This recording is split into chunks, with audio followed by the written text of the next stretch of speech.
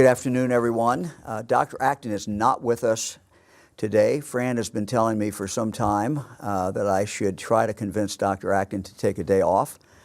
And this was supposed to be her day off, although I've heard she is texting and on conference calls. So anyway, Dr. Acton, I hope you take a little time off today.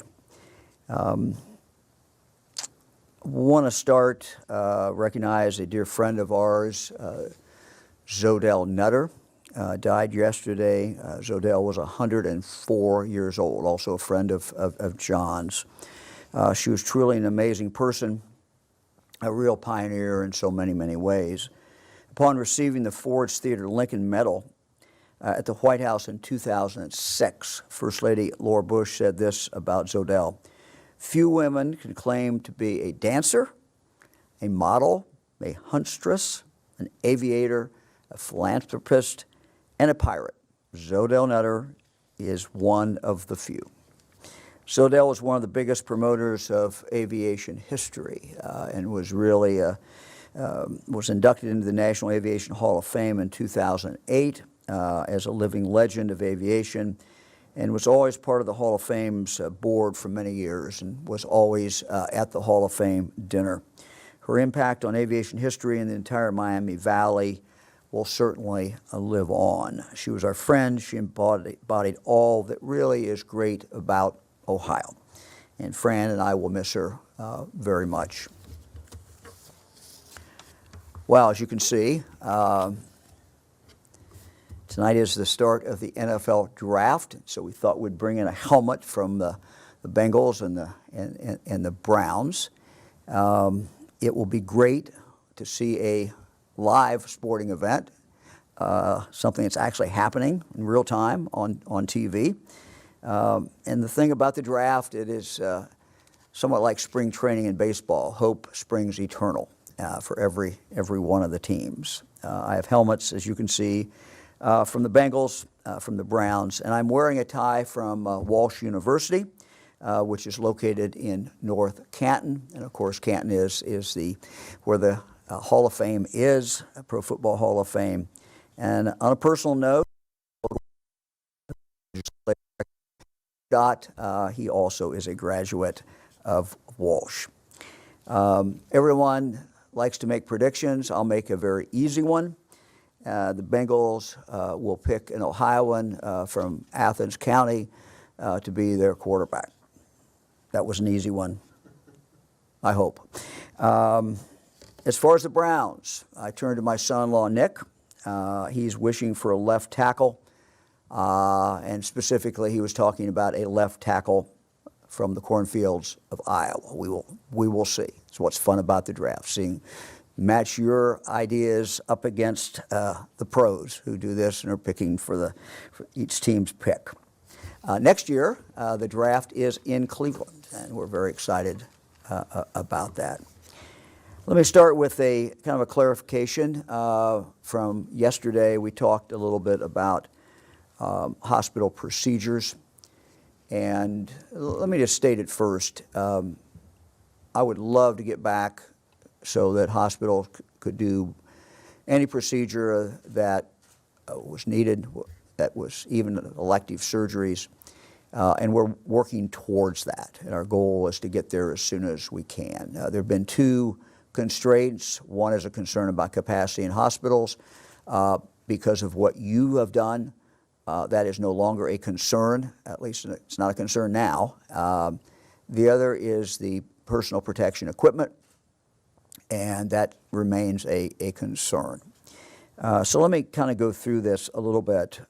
In late March, we released an order to postpone elective non-urgent procedures and surgeries. At that time, we stated that these cases were permitted to move forward only if there was, one, a threat to the patient's life, if the surgery or procedure was not performed, or a threat of permanent dysfunction of an extremity or organ system if not performed, if the procedure was not performed, or if there's a risk of worsening of disease or condition if the surgery is not performed, or a risk of rapidly worsening to severe symptoms if not performed.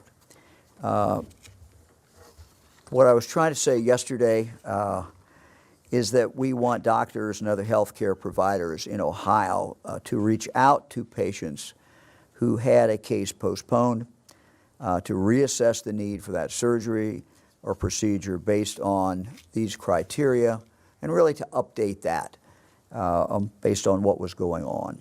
During this assessment, the provider should consider the patient's current overall health condition and the patient's quality of life to assess the risk of proceeding with or further postponing the case. If the provider recommends that the surgery or procedure now proceed because the patient now meets one of the 4 criteria I just mentioned, then we want to make sure a full assessment is done before proceeding with the case. Beyond a reassessment of the patient's health status, healthcare providers should discuss the risk of contracting COVID-19 if the procedure is done. Providers should make the patient aware of all of the things that are being done to reduce the risk of patients contracting COVID-19 in a healthcare setting. With all of that information on hand, the patient and the provider can jointly make the decision on whether to proceed with that procedure or with that surgery. Again, I really want to make clear that if you need emergency care or if your condition is worsening, you should call your doctor or your healthcare provider. If you have chest pain, symptoms of a stroke, or other similar serious conditions, by all means call your doctor, go to the emergency room. Our healthcare facilities across the state are doing a great job at implementing infection control practices within their environment to reduce the risk of transmission of COVID-19. They're making it as safe as humanly possible to be in a healthcare environment by doing the things that you've heard: wearing masks, practicing good hand hygiene, screening staff, screening patients, screening visitors for symptoms of COVID-19, and they're doing many other measures at all. With all that said, we're not ready for the entire healthcare system to instantly turn back on, but I'm anxious to get to that point. Again, I've asked the doctors these comments were based upon what they told me.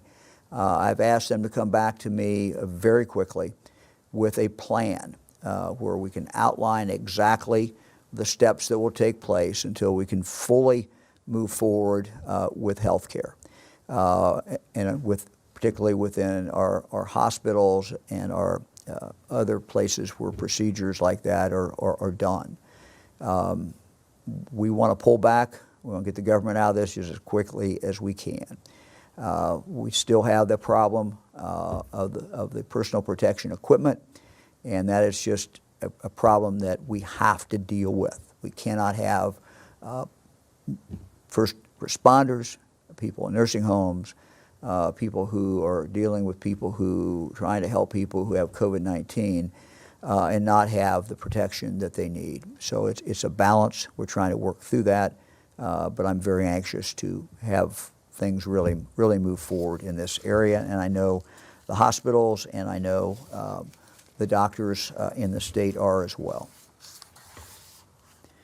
So we have a real treat today, and that is a conversation with Dr. Mark Weir. Ohioans, all of you, have been doing an absolutely fantastic job in keeping others safe.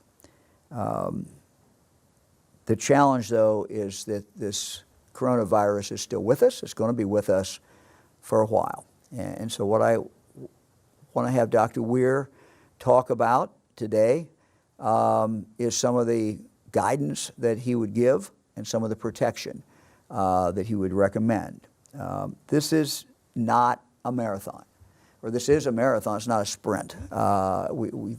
We think sometimes that, we got through this and we did well, but we're not through it yet. We through one battle, we've done very, very well, but the monster is still out there. So today we want to share some of the underlying science behind the recommendations of social distancing, mask, other efforts that help make our homes, help make our workplaces, environment as safe as possible. We have a special guest, as I said, Dr. Mark Weir, an assistant professor from The Ohio State University. Dr. Weir earned his PhD in environmental engineering in 2009 from Drexel University. He is currently the director of the Ecology, Epidemiology, and Population Program with the Ohio State Infectious Disease Institute. He is an expert in how the risks to our health change based on the changes we make to our environment. We've consulted with him. I was on the phone with him today. I was on the phone yesterday, as well as a number of other people. He's going to share with us today some basic principles and the science behind them that will help guide us in our continued effort to prevent the spread of this virus. His presentation will show how truly we are all in this together. And one of the things I think you'll come away from after listening to Dr. Weir is the fact that it is so very, very important for all of us to take care of each other. Before we go to Dr. Weir, I want to ask Jon for any comments that he has, and then we'll have Dr. Mark Weir, who will be talking to us. Jon? Thanks, Governor. A couple things that I wanted to touch on. First of all, very excited about the draft.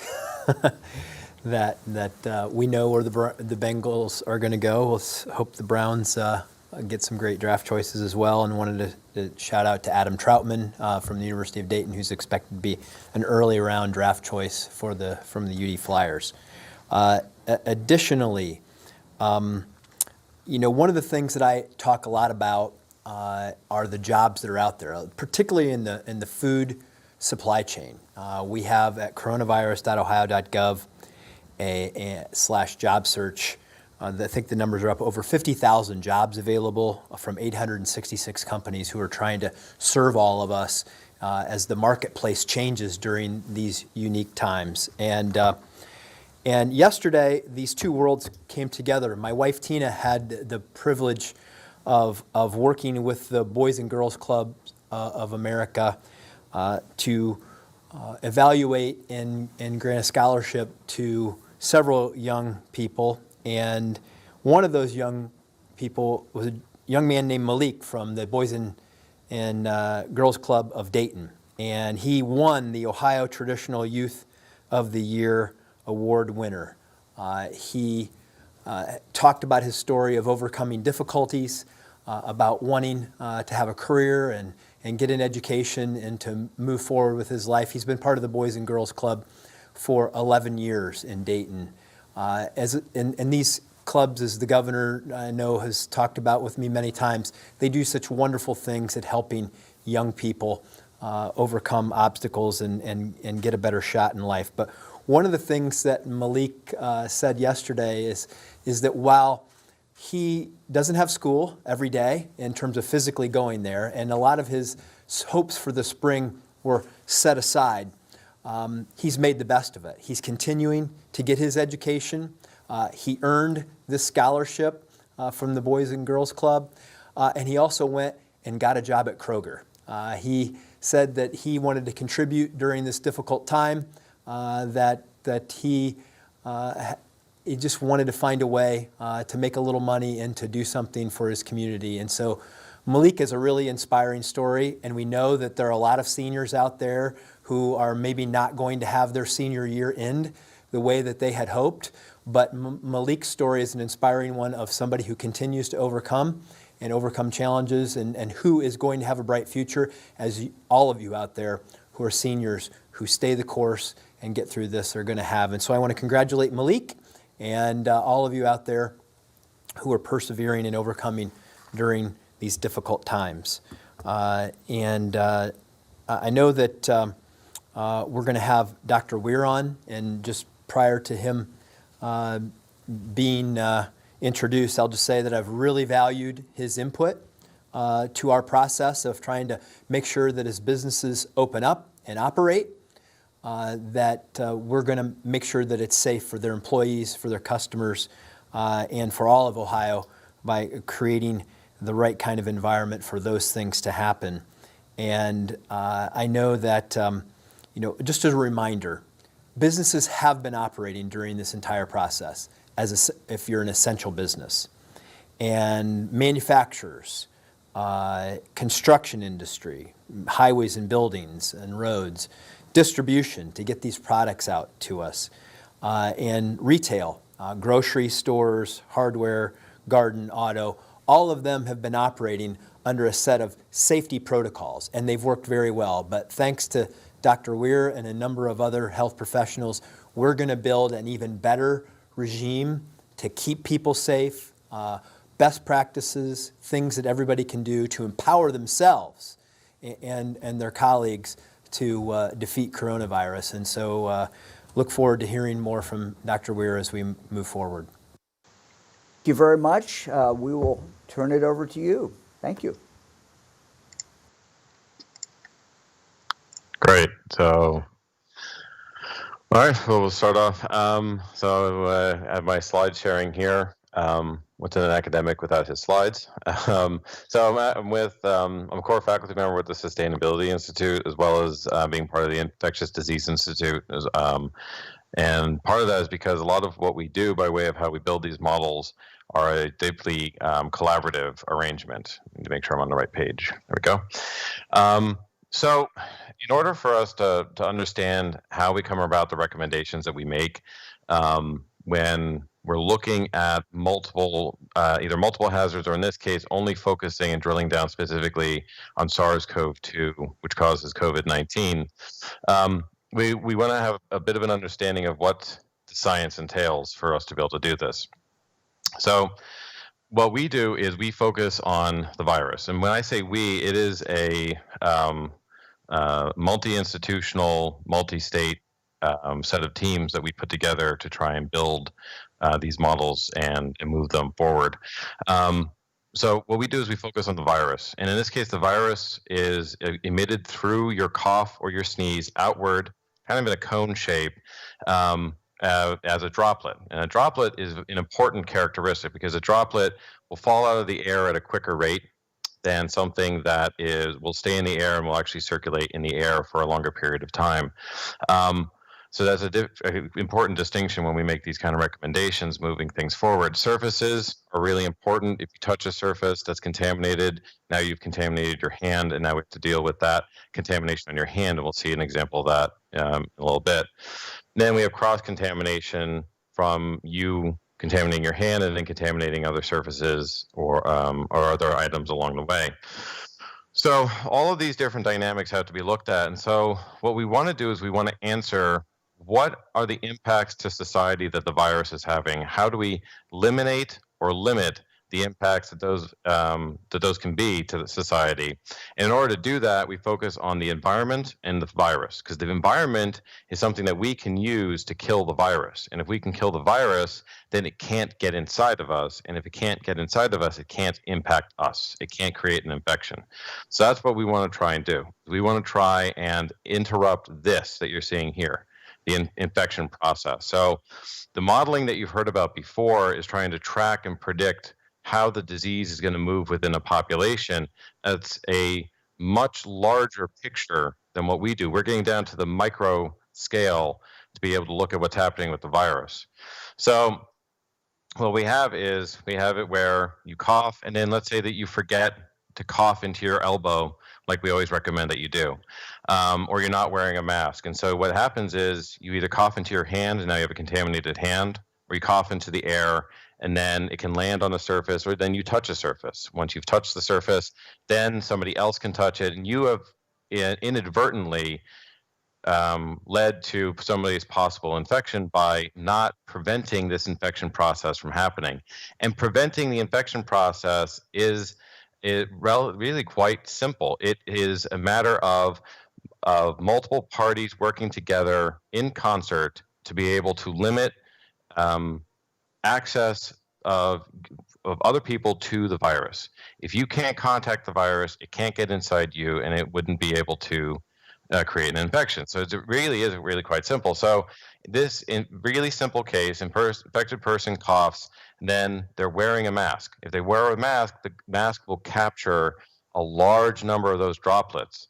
If you reduce the number of droplets that have viruses, that's even less than will get on a surface, and then they are eventually going to die on that surface, either by cleaning the surface, which is what the business owner or somebody else can do, or by you washing your hands before you touch a surface, or using hand sanitizer or something else to remove the virus before you touch a surface, then that means that if the other person who touches the surface also then washes their hands before touching their face, then they're not going to become infected. So you can see where we can block this movement of the virus to create an infection at multiple locations by us as citizens and customers having our own agency and using our own agency of infection control to do so, and then also the business owner and operator being able to protect us and their staff at the same time. So it's really important. That's what we're trying to do, is we're trying to say, how do we model what these options are? Because what we can do is we can have a whole list of possible interventions that we could use. Some of them expensive, some of them very, very cheap. How do we choose one over the other? How do we then justify the choice that we have made? So the models that we develop are really targeted at how do you make these decisions under the uncertainty of something like a novel virus. And all a model is it's just math trying to play as the real world in a way. It is mathematics trying to represent the real world as closely as possible. And so what we want to do is we want to be able to say, once we have this model and we have a bank of them going forward, what do we say by way of, well, what if someone doesn't wear a mask? What if somebody doesn't wash their hands? What if we don't clean the shelves nightly? And what are these things that will happen if we're not taking our own personal responsibility, and we're also taking our responsibility as business owners as well? So the main things that are really quite important, if you look to the right, those box plots, what those are showing is there's an opportunity for us to be able to, as business owners, to have a direct impact on whether or not people have a chance of getting sick. We can prevent a lot of infections by simply cleaning surfaces on a regular basis. What kind of regular basis does that mean? That's what some of our models are going to try and answer as soon as possible. What does this also mean by way of focusing on different types of surfaces? We can look at how often people touch those surfaces, what they're made of. So we've heard before that gyms are shut down because of how long SARS-CoV-2 lasts on stainless steel and other metals. Well, now that we know that, we can incorporate that into our models and say, do we need to clean them more frequently, or what do we have to do to be able to maintain an appropriately low level of viruses so that people don't get sick? And then what this means is, if we think about it in the concept of overlapping fields of control, we have our personal areas of control. I will wear a mask. I will wash my hands. I will make sure I don't touch my face. These are all behavioral actions that we can make a habitual practice in our own lives for us to be able to maintain our safety and our family's safety. And then the businesses can protect themselves, their staff, and us as customers by saying, well, this is what I can do. I can clean surfaces. I can make sure that I monitor my employees' health to make sure that they aren't sick and possibly spreading things around. We have the opportunity to heavily sterilize shelves at the end of the shift, things like that. Relatively simple things for us to be able to do that just have to become this habitual thing for us as the virus eventually does die away in the environment, but it will take time for that to happen. And then there are the building owners. What can they do? And that's more of an infrastructure question. Do they have the ability to alter the HVAC system? Do they have the ability to change out their filters on a more regular basis, put in thicker filters, make sure that the filters are HEPA filters? There are a number of options for you to be able to go through, but if you manage an infrastructure or you manage a building, for you to be able to say, I can have this now global effect on being able to help both the business owners and the customers at the same time. So it's really an idea of, this is a team effort. It's Team Ohio, making sure that what we can do is protect ourselves, our families, and each other all in the same process. And our models are looking at that to be able to try and say, what are our best options in order to do this moving forward?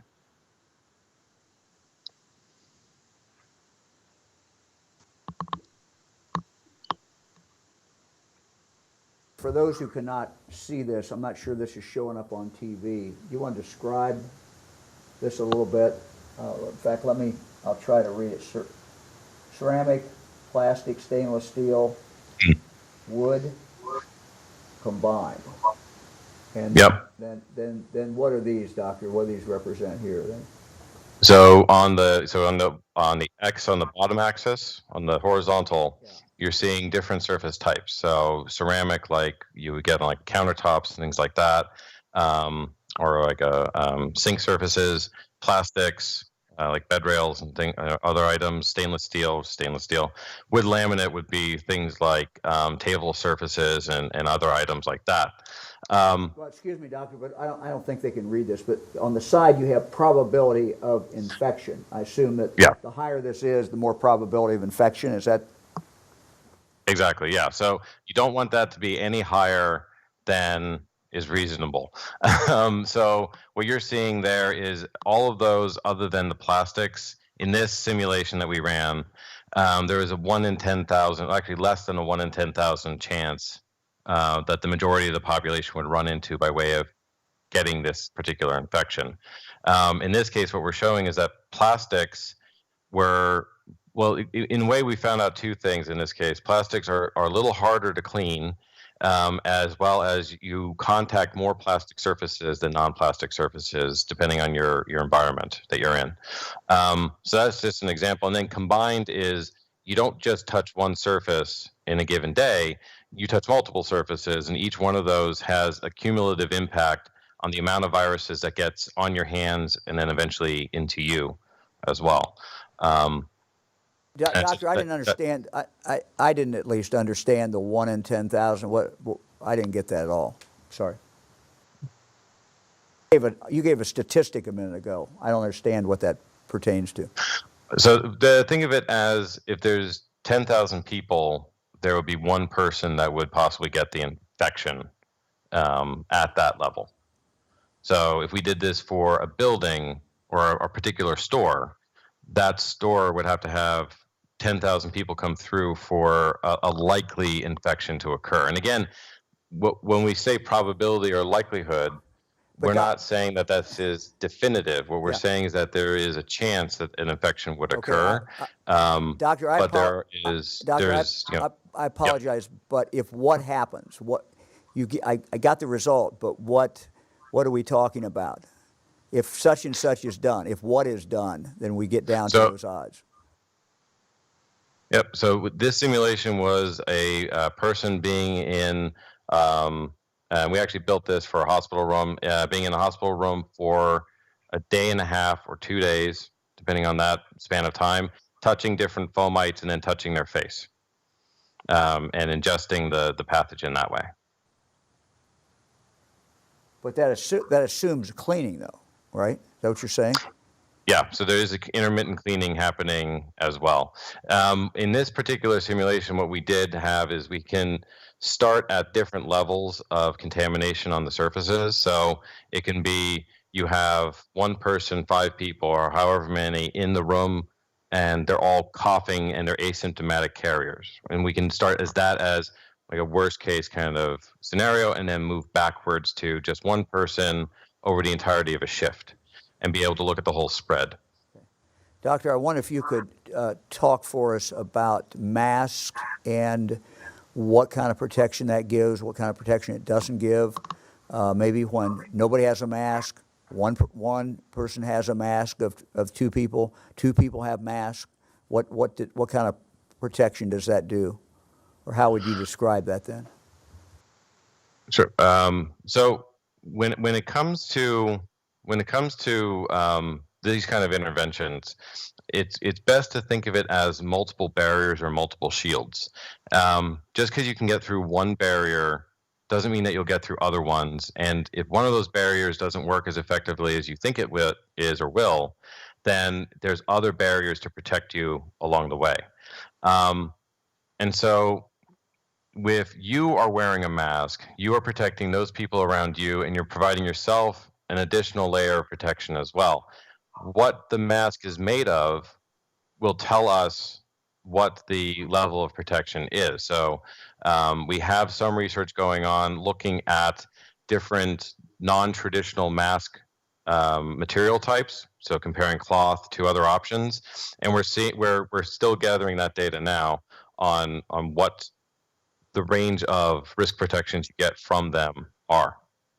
But we can look at each one of those materials.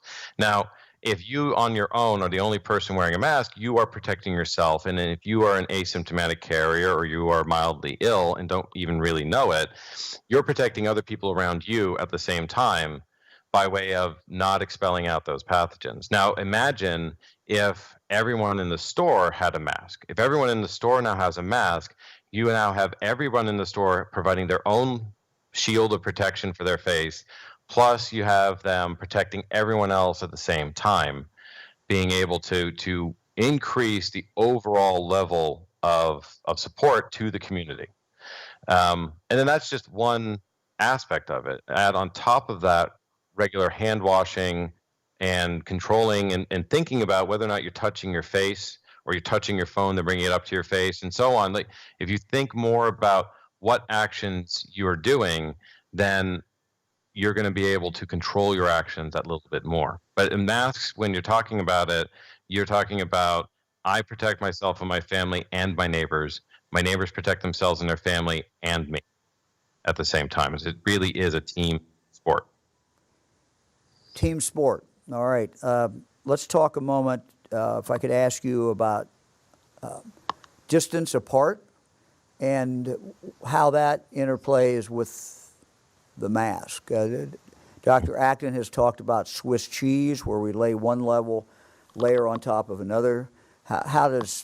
Tell me about the spacing, how far people should be apart, and how a mask plays into all that. So there's a lot of really interesting physics that goes into where we get those recommendations on how far apart for people to be. That I won't go into, but the basics of it are, if I tilt to the side a little bit, when I talk, there's a cone of projection that comes out from me. And you're going to hear that by way of the vibrations of my voice as they come out. That's how you're going to hear things. But also, there's a certain amount of particles, salivary particles and other aerosols that will come out from my mouth every time that I'm talking. And so what ends up happening is whenever I talk, this happens, but I'm not talking with such force that it's going to eject out in a far distance away from me. But when I cough or when I sneeze, you are going to get a similar cone that occurs that comes outward from your mouth. And what's going to happen is that you're going to have those droplets spread through the air and then eventually fall out due to gravity, because some of them are heavy and some of them are lighter. The lighter ones will go a little bit farther afield from your mouth than the ones that are heavier, and those are going to deposit faster. So that's what we call droplet. So you're going to have these droplets that fall out from the air as they move forward. A lot of science has been done over decades looking at how aerosols, bioaerosols, so if you have an organism inside the aerosol, how they move around in the air and then eventually deposit.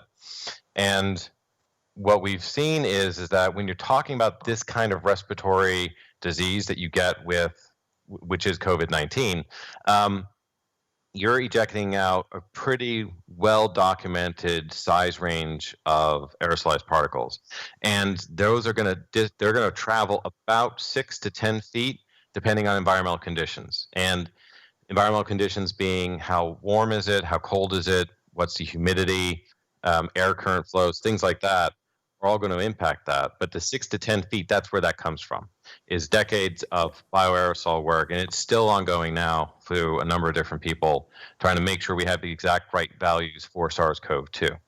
So what that means is even if you're wearing a mask, you really still want to keep that distance between people.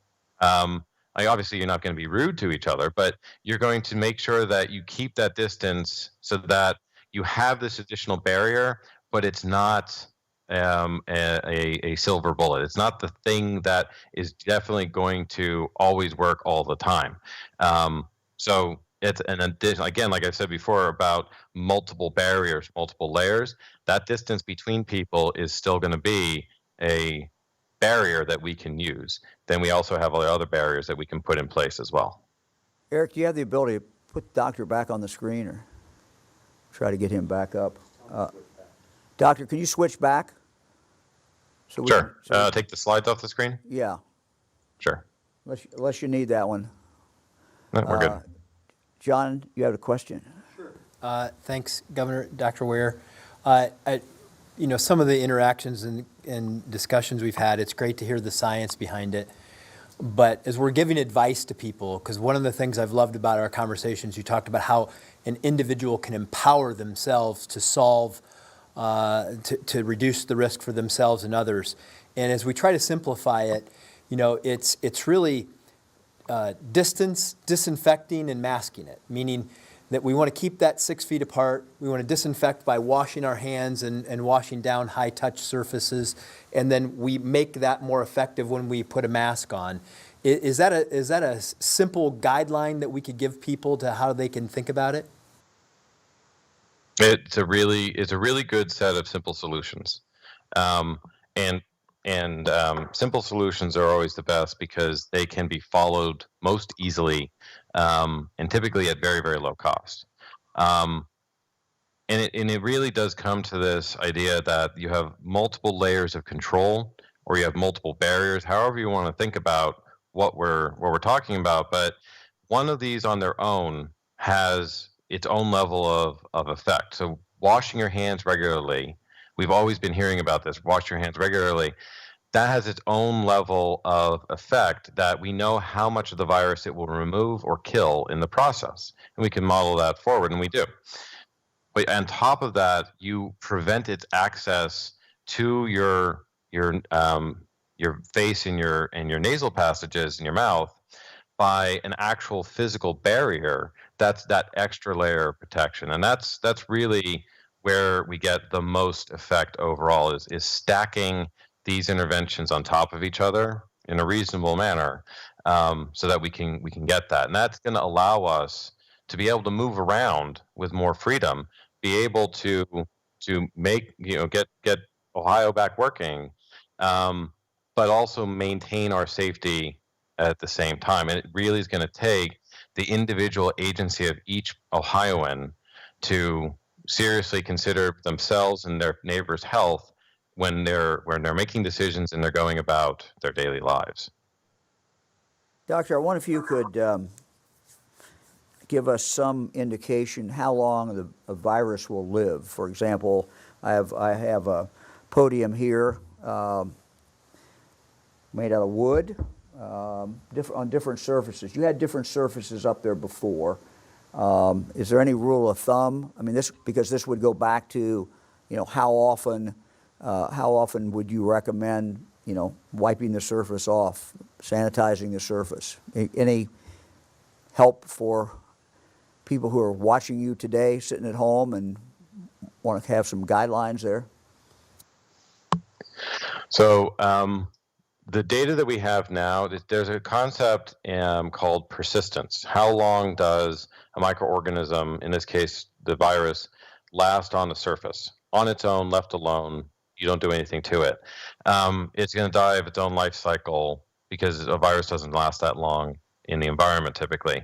So that's what you've been seeing. If you've seen any of the news reports or data that's been quoting that, it can stay viable in air. It's not that it suspends in the air for 3 hours, but it can stay in a relatively dry air environment for upwards of 3 hours. Some surfaces, it can last up to 72 hours, and so on. So plastics and stainless steels, it lasts the longest amount of time on. But that's persistence. That's if you don't do anything to the virus. If you take an EPA or CDC recommended disinfectant and you use that on the surface, whatever that rating is on the bottle, so if you turn the bottle around and you look at what's on it, if it says 99.9% or 2 log reduction, those are basically the same thing. What you're saying is it's going to remove 99.9% of the viruses, which means only 0.1% of whatever viruses were on that surface will be remaining if you use that wipe properly. So read the instructions on the wipes, wipe the surface down, and you're going to get that log reduction that's on that wipe if you follow the instructions. If you're using your own homemade approach to try and do that, maybe think a little bit more about using the the recommended products. We recommend them for a reason, because we've tested to make sure that they actually do work on this particular virus. So that would be my main suggestion: is follow the instructions on whatever disinfectant you're using. Make sure that disinfectant is appropriate for SARS-CoV-2 or coronaviruses in general, and then just follow the instructions. Yeah. Doctor, you and I and Fran had a discussion on the phone this morning about food. You want to relate what you told us about freezing, what you told us about cooking? Yep. So when you freeze something, you damage cells. So most people who have tried to freeze fruit have been able to tell that, especially juicy kind of fruits. So when you damage a cell, it's no longer viable. Something similar is going to happen to viruses. You remove their ability to replicate, or you destroy another part of them in the freezing process. And the slow kind of bench freezers that we have at home are going to do more damage to cells than it's like a blast chiller or something like that.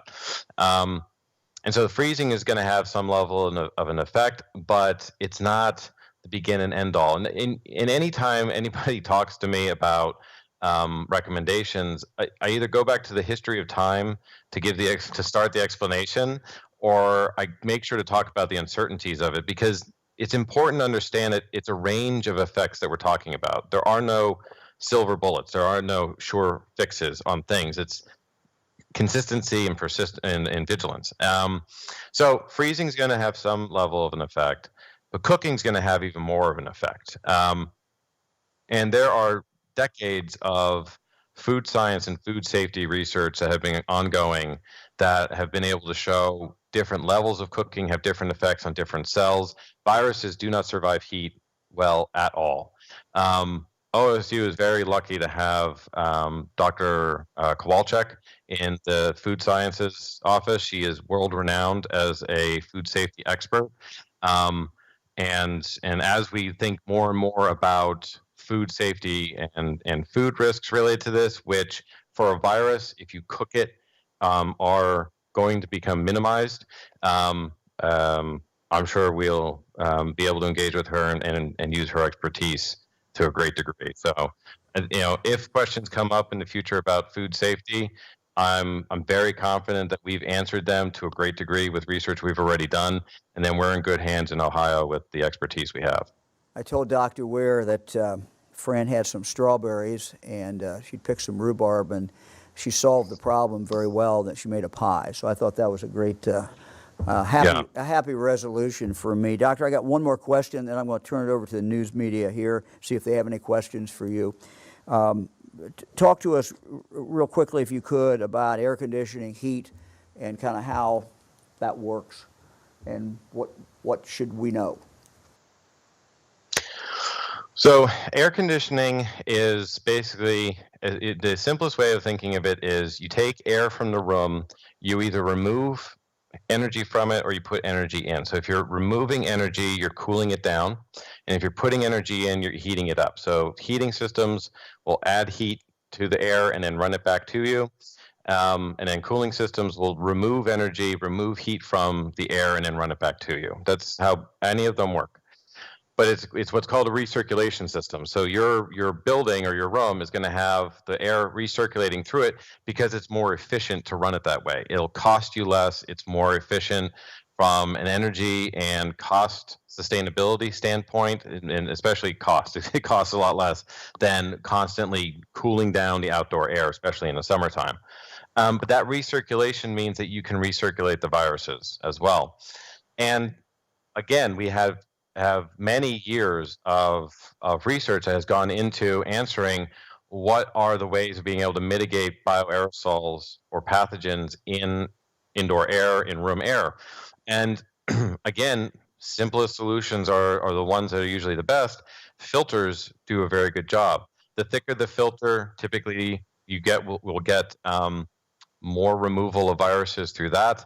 A HEPA-rated filter means that it is a high-efficiency particle filter, so it's going to be able to remove very, very, very small particles, of which your bioaerosols are very, very small particles. And so the better the filter, the more protection you're going to have.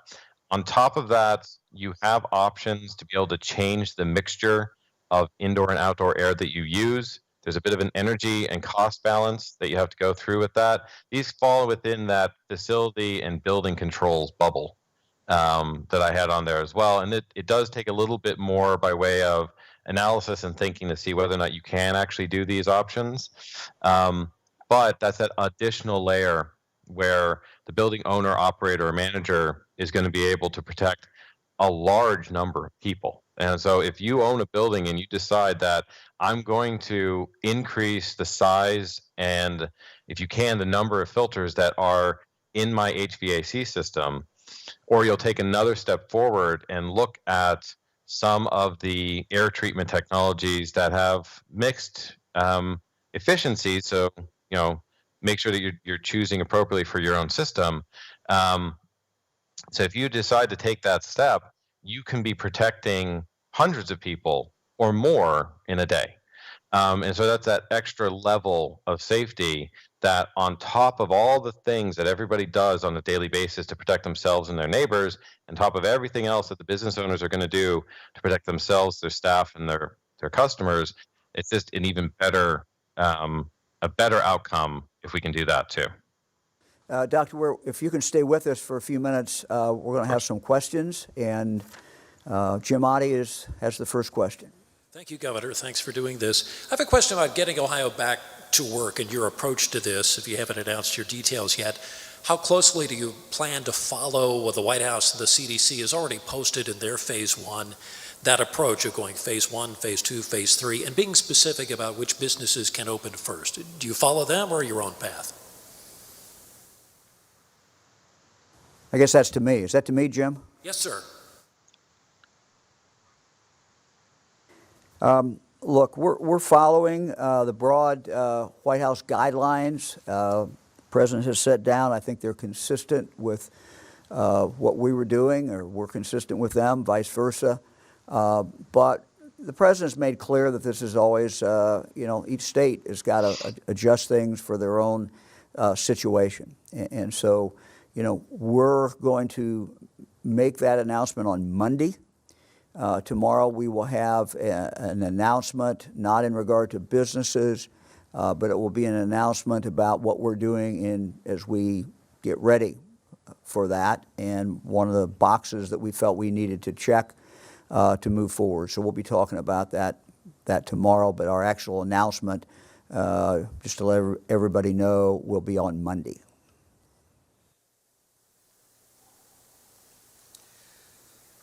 Hi, Jack Windsor, WMFD TV.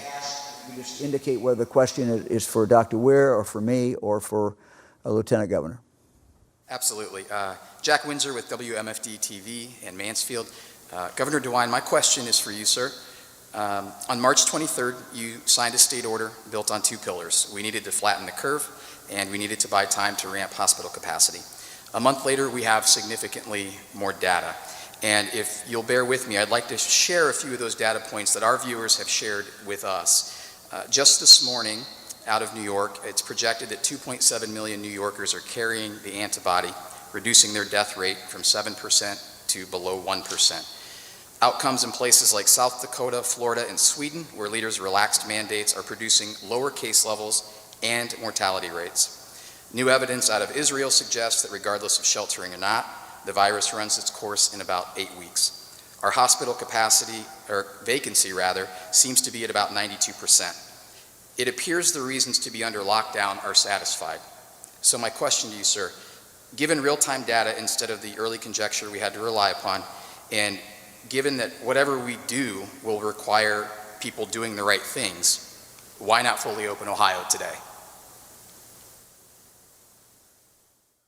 Dr. Ware, could you hear that question? Parts of it. I heard a quote about the Israeli study looking at no matter the approach, there's a certain period of time for the virus to be active. Is that what I was hearing? That's part of it. The question was to me, and I will answer it, but I wanted to see if you had any comments. But I will answer the question for you. Go ahead, Doctor, anything?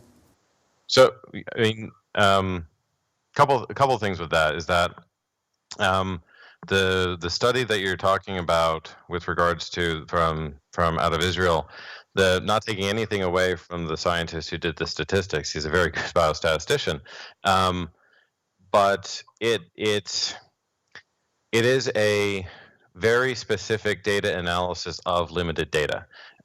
It's very difficult to be able to take into account asymptomatic rates, mild cases, comorbidities, meaning other conditions that somebody might have that can increase their risk of a severe outcome, as well as a lot of the dynamics of what happens in an environment.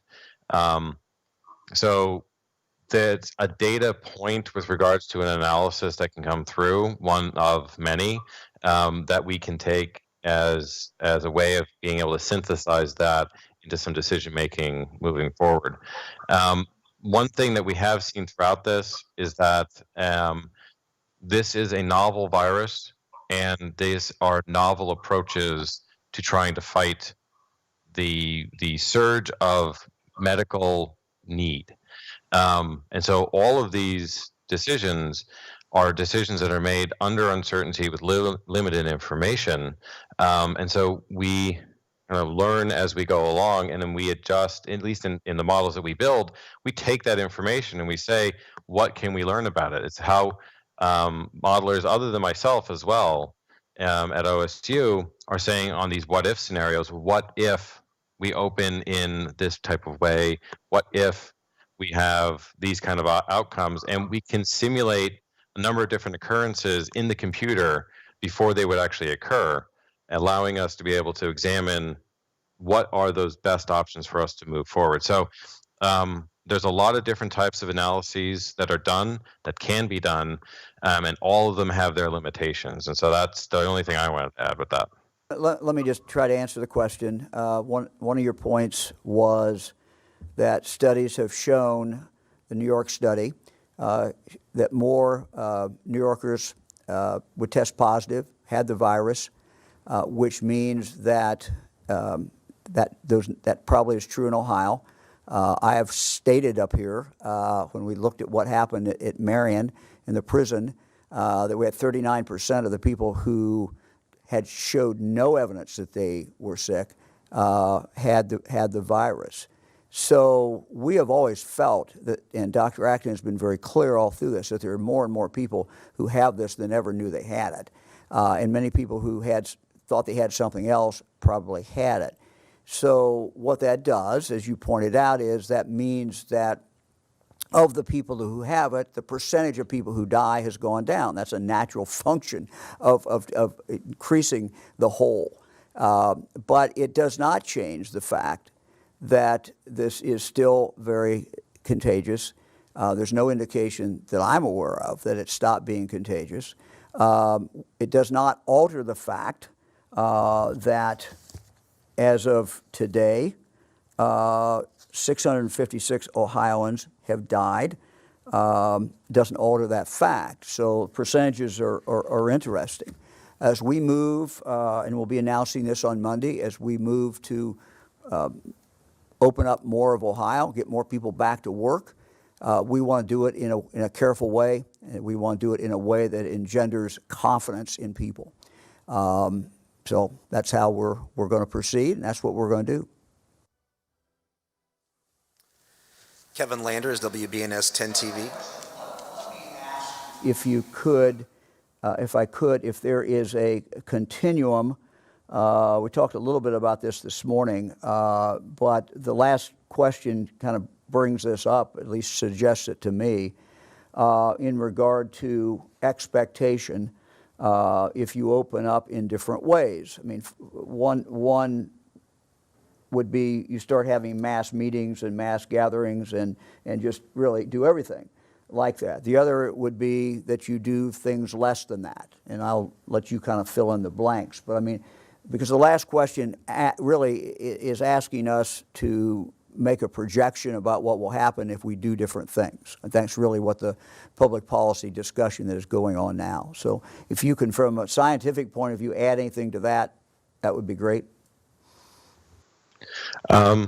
Well, I think there's two things about that. One is that we have teams at the Infectious Disease Institute and through the Translational Data Analytics Institute at OSU.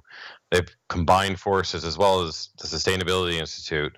All three of them have combined forces to be able to try and say, what are these what-if scenarios and what are the outcomes from them?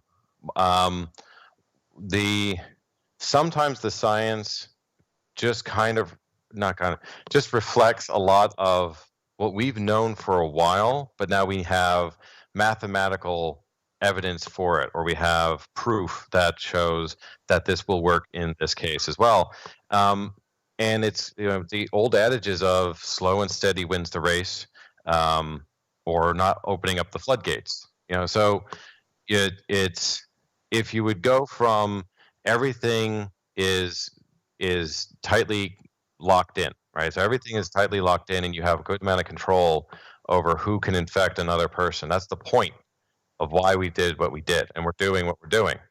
If you immediately open all of it all at once, now what's going to happen is everything that you've done is the controls are lifted completely, mass gatherings happen and all these other things.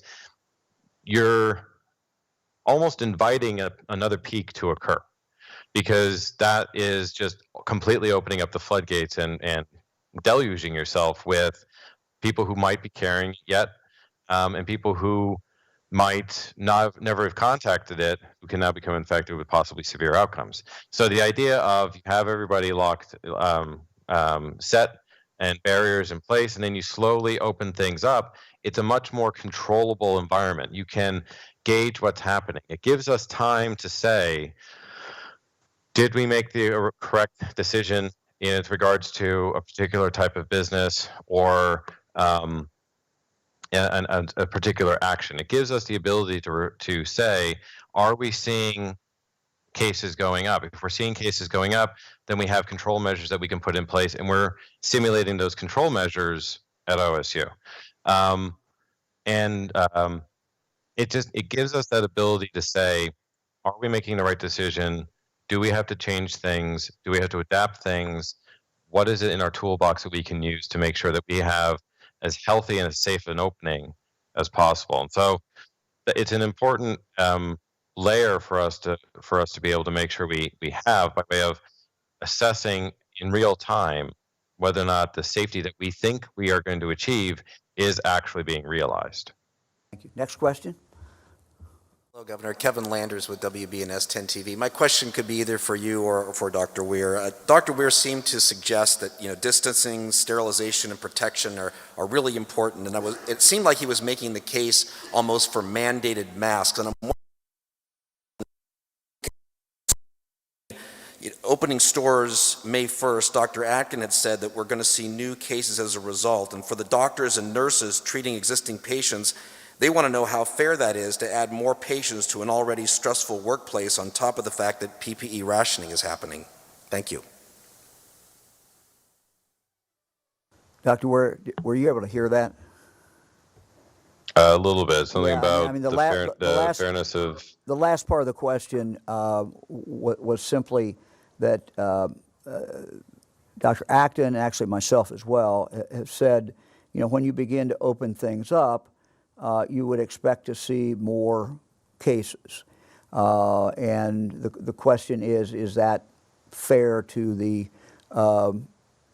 frontline defenders? Is that a fair summary of what, Kevin, what I just said? Like he was making the case for mandated mask wearing, and I wanted to know from you if you can enforce that and how fair that is to add more patients to the system who are already dealing with existing. It sounds like what you're saying, Dr. Ware, is you're making the case for mandated masks, and then his question to me was, do I have the power to mandate masks? So why don't you take your part of the question, and then I'll take mine. Sure. So a really important concept in any kind of risk analysis field is that risk can never be zero. you can have as low of a risk as possible, and you can get really, really close to it. But you can't actually zero out a risk. The virus is in our environment, and so whenever we open up the economy, the virus is going to be in our environment to some extent. Waiting out for the concept behind stay-at-home directives was to prevent the surge from getting to a specific level that could overburden our medical system. The intent wasn't to eradicate the virus by starving it of people. That would take a very long time for any virus. And so it is important to note that when we open things up, and Dr. Acton and Governor DeWine, you yourself as well, being honest with everyone and saying that there are going to be cases as this moves forward, it's also a residual of it may not be related directly to the opening that those or that particular case occurred. Their incubation period of the virus in them could have actually just been a little bit longer than what we typically are running into. So there is a bit of uncertainty on whether or not it's because of the opening. And then once the opening has happened for long enough, then cases that develop because of that are attributable to people being able to move around. But it's a really important thing to think about, is that your risk can never be zero. You just need to do everything in your power to minimize it as much as possible. And then your neighbor has to do everything in their power to minimize as much as possible. And it's this collective effect. You build up more of a barrier the more people who take the responsibility and the agency to be able to protect themselves however they can. And I would just add to that, to answer your question, I think the more that we all are able to do to protect each other, the faster we're going to be able to open up the economy. And I think there's a direct relationship there between what we're going to be able to do, what we do, and how fast we can move things forward. Hi, Governor. This is Molly Martinez with Spectrum News. My question is either for you or for the Lieutenant Governor. We've got a lot of concern from the dental community about what work will look like when Ohio reopens. They're more susceptible to infection just by the nature of their work. With a shortage of PPE, what plans in place are there to protect them? We have the PPE. We have to be able to protect them. And again, we have many dentists, I'm sure, who would like to really start back hard and take care of patients. That's what they do. We also have the limited PPE that we have. And so those two things are the two things that we have to balance. So we don't want people being in a position where they can't protect themselves. And that's part of getting back. So we continue to be in a struggle. I was on the phone with some doctors this morning and some hospitals this morning in regard to that quest to get more PPE. There are some hospitals that have it. There are some hospitals that have a 3-day supply, 7-day supply, 10-day supply. And then you get down into nursing homes, and you get into dentists, and you get into other individuals. So we're not where we want to be, certainly with PPE. And that is the limiting factor for us to be able to get back in the whole medical field and start doing things that should be being done. So that's the challenge we face.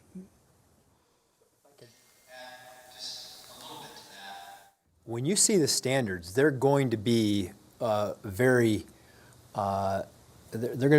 solid standards. In talking with Dr. Weir and following the CDC, OSHA, other guidelines, these are going to be very strict standards to open. And I would add that nobody will require anybody to open. We're saying these are the standards that you must meet to open. You don't have to open, and we would encourage people not to go out if they didn't feel comfortable or if they didn't feel safe. And that's an important part of it as well. Jim Province with the Toledo Blade, and this would be a question for the governor or for the lieutenant governor. You had been signaling for the last couple of days that today would be the rollout of the business plan. Could you give us an idea of why that didn't happen? Has it proven to be a little bit more difficult than you expected it to be? You know, I was not aware that I signaled today was the day, but maybe I did. Look, we're trying to get this right.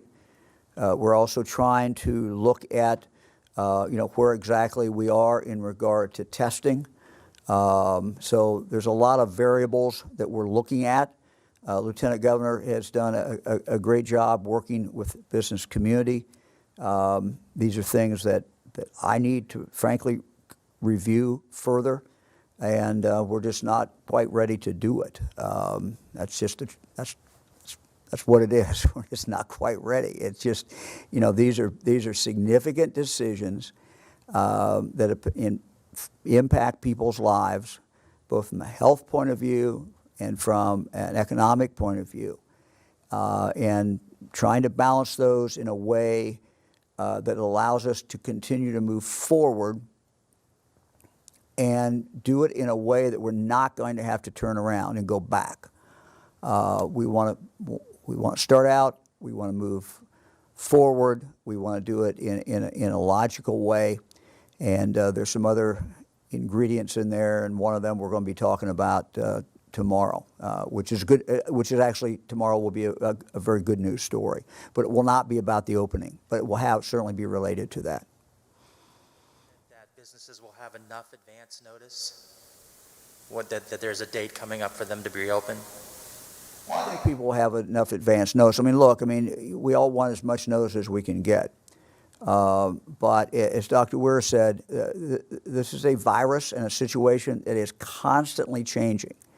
What we have tried to do, Lieutenant Governor, myself, Dr. Acton, is to advise the people of the state of Ohio what we knew every day. But it is changing as the virus changes, as the impact of it changes, and we have to continue to assess things and try to use the best available data that we can. I will tell you also that in trying to figure out when business is open, which business is open, we have relied on people like Dr. Weir, but many others, to try to give us the best information available about the spread of the virus, about the impact of that spread. We have to be concerned about a lot of different things. So we're working on it, and we'll have that announcement on Monday.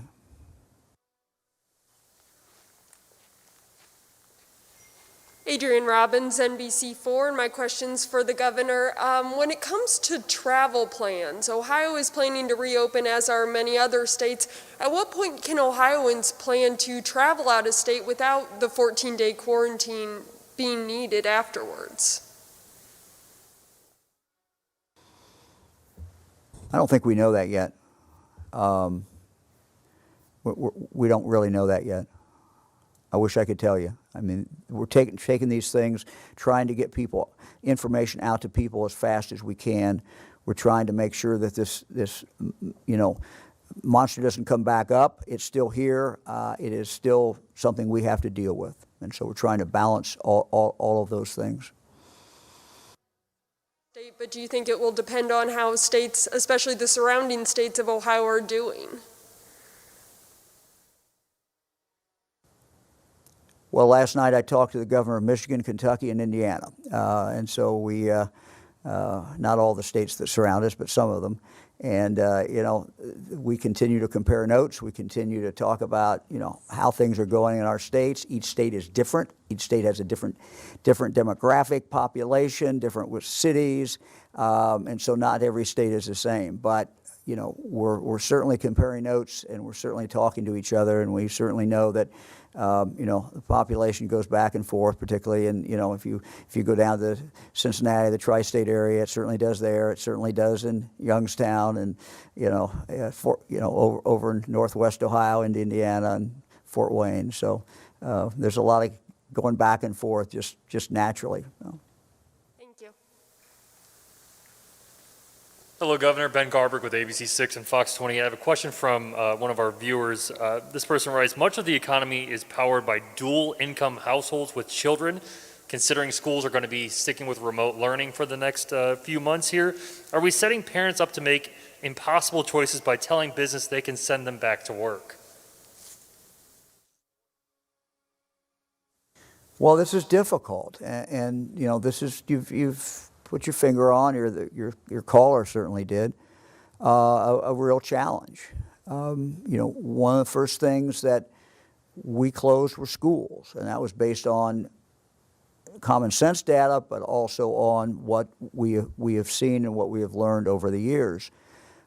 Same way with daycare. Daycare was a little later, but you have the same issues. And again, that is distancing. You know, I kind of joke, but it's true. Distancing is a little difficult in kindergarten. And so you're taking kids who are put in a room, let's say there's 25 kids in a room, and you know, these kids all from different families. And what we've seen with this virus is not lethal for young people generally. And so they're may be fine, but one of them comes to class and one of them has it, maybe not even knowing it, and that spread to 24 other kids in class, or part of them at least. They go all home to their families and they're infected. So that congregate, putting people together, whether kids or adults, in that situation, particularly when they're with each other all day, is just a real spread, and it causes a very, very quick spread. And so that's the challenge. When you get into a factory, for example, it is a much more controlled environment. If the company is following the best practices and doing what they need to do, doesn't mean something might not happen there, but people are there for 8 hours or however long they're there. They're in their space, and companies have been able to really clamp down on the virus under those circumstances. Those are just very, very different circumstances. So as we look at what we're going to start back on, you know, we're going to start back as fast as we can, but we also are told that it takes 2 to 3 weeks, 3 weeks really, to see the impact. And so we don't want to be in a position where we're going the wrong way. We want to continue to, once we start down the pathway of opening, we want to be able to continue to do that. So those are kind of the tough choices that we have to make, and they're not easy. Thank you. Hello, Ben Schwartz with WCPO in Cincinnati. I'd like to ask this question to Lieutenant Governor Husted. Lieutenant Governor, I want to ask about unemployment and if the state is going to continue to offer it under the current rules as we begin to gradually open up, just as certain people will still be unemployed and others might not be making as much money as they normally would.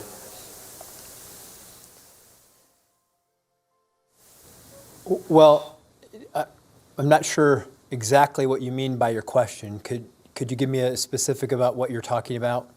Yeah, just that I know at the start of all of this you expanded some aspects of it and made, I remember people not having to wait a certain amount of time before filing for unemployment after losing their job and things like that, if that'll continue now. We don't have any plans to change that at this point. Thank you.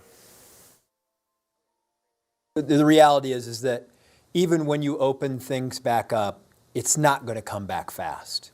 That's the you know, from a health point of view, I know that is a welcome sign. From an economic point of view, it's a troubling sign. But that's just the reality. It's not like on May 1 that the things that open up that it's just going to pop back like you're throwing on a light switch. This is going to go very, very gradually, not because of anything that we're doing, but just because of the nature of the economy, that you have to, you know, employers slowly bring back people when they get to the financial circumstance they can feel confident in doing that. Customers, particularly those with vulnerable health populations, are going to come back very slowly. And so we don't expect that that on May 1 or May 15th or June 1, that the economic circumstances for those folks, many of them are going to change all that dramatically. Appreciate the answer. Iran Hammy with WLIO in Lima. Governor, my question is for you. Many in our area have been very concerned with the nursing homes and specifically those ones that have been hit pretty hard. Is there anything the state can do to provide support to them, whether that be staffing or more supplies? We have a kind of a group of people that we get together as soon as a nursing home has an outbreak. We get them on the phone, we work with them. We're also, when necessary, supplying personal protection gear and equipment in there. As we expand testing, one of the reasons that we feel it's so urgent to continue to expand testing is to be able to give that assistance to a nursing home and to be able to quickly go in and test everyone and make a determination exactly, who has it, who does not. And that's never a perfect system because sometimes people are not far enough along and they don't test positive, but they may have it. But that's something that we want to be able to do more of, and it's something that the near future I hope we'll be able to do. The congregate living, the nursing home, the assisted living, our prisons, these are things that we worry about every day with the hot spots. And it's, people living together, it is a challenge. And when COVID-19 gets inside the door, it has very tragic results. Our goal is to try to make sure that our hospitals are not overrun. They've not been, so that people can get the care that they need, but also get this help into that nursing home. We have also done something that's never been done in Ohio before. Every nursing home now has a brother or sister hospital, and that hospital has an obligation to work with that nursing home in regard to PPE or whatever kind of medical assistance that they need. This is something brand new, never happened before, to my knowledge, in Ohio, and we're proud of it, and we think it will really help.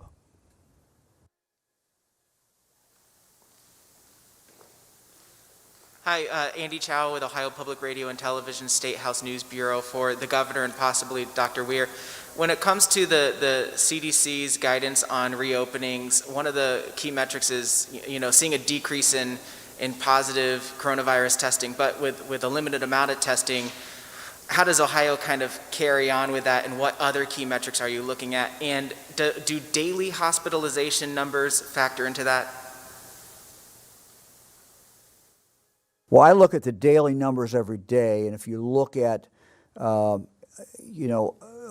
the last several weeks, you can see those numbers are going down some. They're not going down as dramatically as we would certainly like, but they are going down some. Any part of that question for Dr. Weir, I'll repeat it. I don't know if you heard it, the question, Doctor. Actually, I heard that one. Okay. I think I wouldn't add anything to what you just said. Thanks, Andy. So what are the key metrics that you're looking at when it comes to reopening?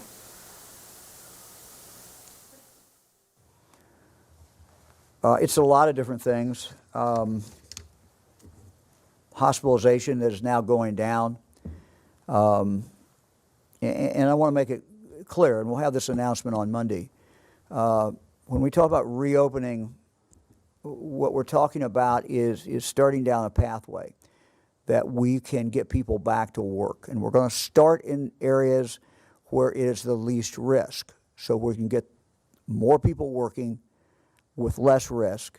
The other thing that we're going to be doing when we go down that path, I'll just share a little bit of what we're going to say on Monday, but what we are classifying as essential businesses that are already working, the rules and regulations that we put out, or the best practices, they will have to follow as well. So you'll have some businesses already out there that are working, many of them, and many of them are already following all these practices, but we'll have the standard set. And so some of them will be actually upping their game at that point as well. But we're looking at hospitalizations is certainly important. We certainly have flattened the curve. We're not seeing things go up. We're seeing them go down a little bit in hospitalization. Look, part of what we've wanted to do is to make sure we had testing capacity, and that's something that we'll discuss the next few days, making sure we have that testing capacity, which we think is obviously very important, that we have an ability to try to move in when we need to move in a hot spot, as I talked about in the nursing homes, and try to really go after it there. Governor, could I add one little point to that? And Andy, another thing is that we have over a month's worth of actual evidence from businesses that have been following the guidelines that Dr. Ware talked about, where they have successfully operated their businesses without seeing a spread of COVID in their workplace. So that's a really important element of this, that businesses have many of these businesses globally and in Ohio have done this successfully, which is also a confidence builder. Hi, this is Danny Eldridge with Hannah News Service. My question is for Governor DeWine. Can you talk about the budget a little bit and how much of the rainy day fund you might use, and what you're looking to get from Congress or the Federal Reserve, et cetera? I'm sorry, I really missed the first part of that question. I'm sorry. So my question's on the budget. Can you talk about what your plans are for the rainy day fund, what you're asking Congress for, the Federal Reserve, et cetera?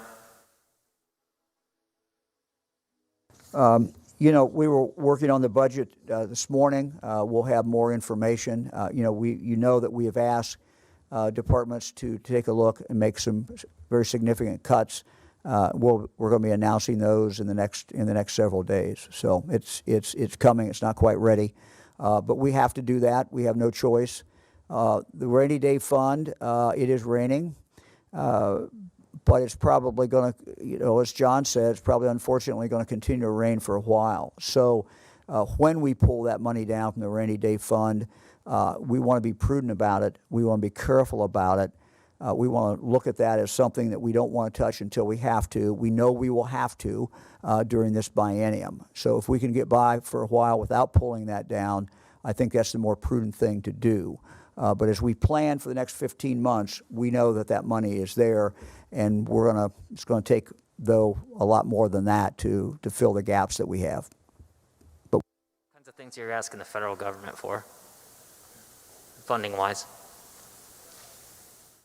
Well, some of our departments are certainly having discussions with the federal government, but you're aware of the bills that Congress has passed. What we're really asking the federal government for is more flexibility with that money. More flexibility will allow us to fill some holes that we see that are being created. When you have a downturn in the economy, two things happen. Your costs go up as far as the social services, and the income goes down dramatically. So, this is going to be a dramatic change for local government as well as the state. What we would like from the federal government is more flexibility. That's our last question, Governor.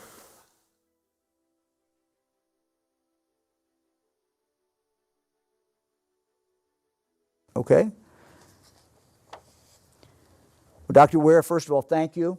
We appreciate you being with us. My absolute pleasure. As we close, today marks the beginning of Ramadan, which is the 9th and holiest month of the Islamic calendar. Fasting during Ramadan is one of the 5 pillars of Islam. During Ramadan, Muslims fast from dawn to dusk. In Islam, fasting is important because it teaches discipline, sacrifice, mindfulness, reflection, and empathy for those who are less fortunate in our society. This is a holy time and one of reflection for our Muslim brothers and sisters, and we would like to recognize and honor them on this sacred day. As we wrap up today, I'd like to share an uplifting video by an Athens-based band, Amethyst Stone, highlighting people and businesses in their area who have been quick to help each other. And I think it is also appropriate as we wait to see who the Bengals draft, that this be focused in Athens, so home of Mr. Burrows. So we we hope we see his name, hear his name called tonight. So let's play the video.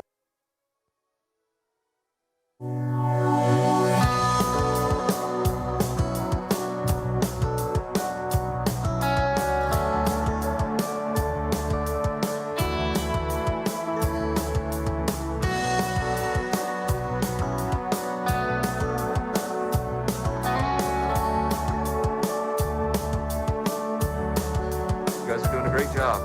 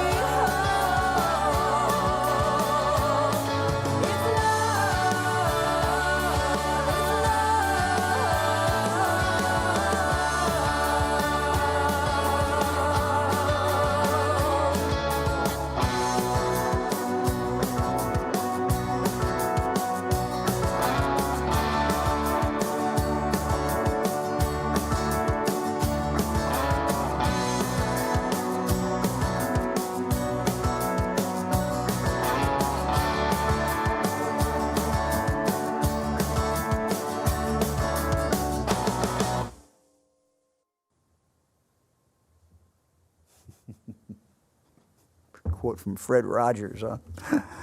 Thank you all very much, and we will see you all tomorrow at 2 o'clock.